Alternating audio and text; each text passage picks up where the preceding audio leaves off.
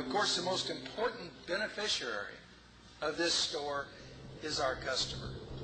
It's the customer who lives in that neighborhood.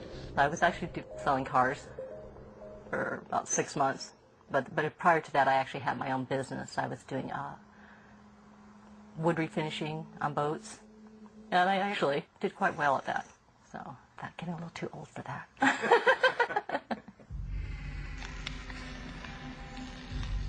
You know, if I was going to go through all that I went through, I wanted something to come out of it, you know, something good.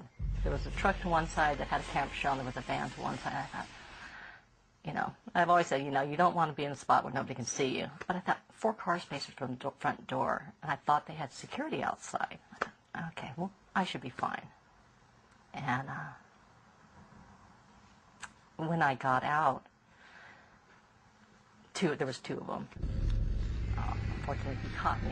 I got outside, but he caught me, and that's when I realized he had a gun, because he had a gun in the arm that was holding me.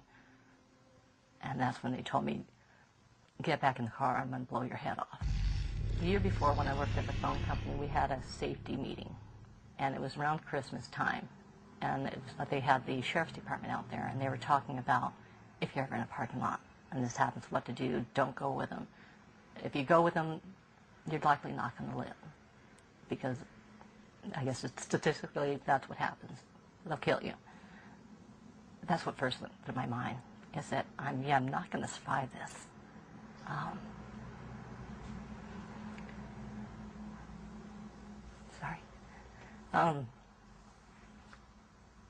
So that's why, you know, the decision to jump out, because I thought, you know, I want to either chance or I want to choose, you know. And I didn't, because I thought they were going to rape me too. When he said he didn't want the car, I thought they were going to rape me.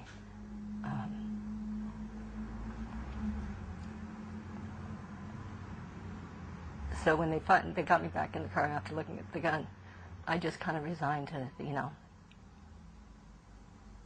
like there was nothing I could do. And I just kind of went, you go kind of cold inside. This is the parking lot where Laura Tanaka faced her attackers. Inside the store, Walmart had more than 200 security cameras and 4 security guards on patrol. Outside, there was nothing. The police did recommend on-site security, and that there was none. That they had assured the people of the neighborhood that they would provide security and make sure it was safe for the neighborhood, and that wasn't done. It was evident that Walmart knew they had substantial problems in their parking lots. Walmart was aware that the majority of the crime throughout the states occurred in their parking lots. Despite the fact that 80% of the crime occurred in their parking lots, they had done almost nothing to protect the customers in the lots.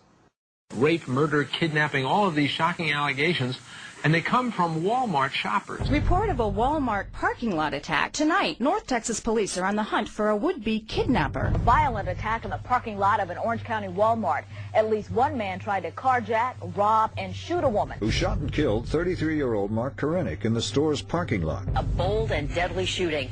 It happened this morning at the Walmart. Taylor's woman is recovering tonight after fighting a thief in a Walmart parking lot.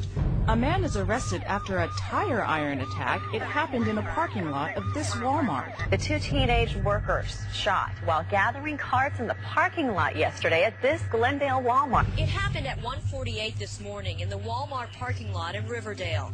She turned to run from the subject and was shot in the back. Walmart has conducted research on crime in its parking lots, and critics accuse the company of a nationwide pattern of covering up that research, of failing to turn it over in lawsuits. Here's what Walmart did not want to show. As early as 1994, as you can see in this internal document, a Walmart study showed that 80% of crime at Walmart locations occurred in the parking lot.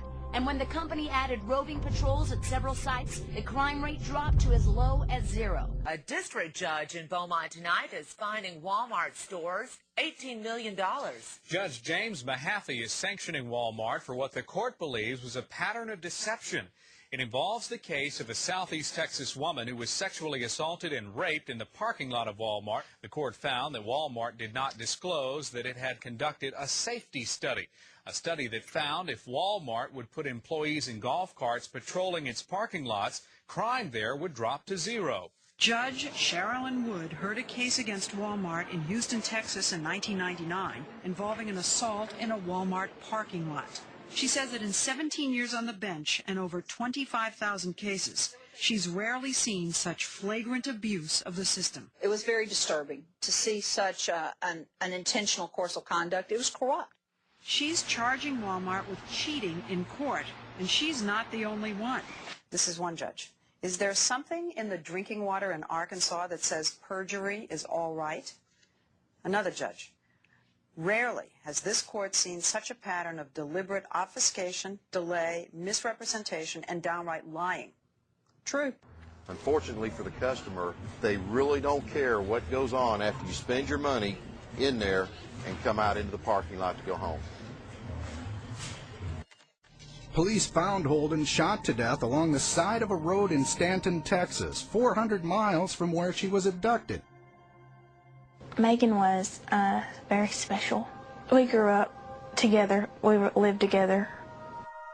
She's really, really going to be missed a whole lot because she has a lot of people that love her. She was just a very sweet person, and she wanted a whole lot out of life, but she just wanted to live and, you know, be happy. That's all she wanted.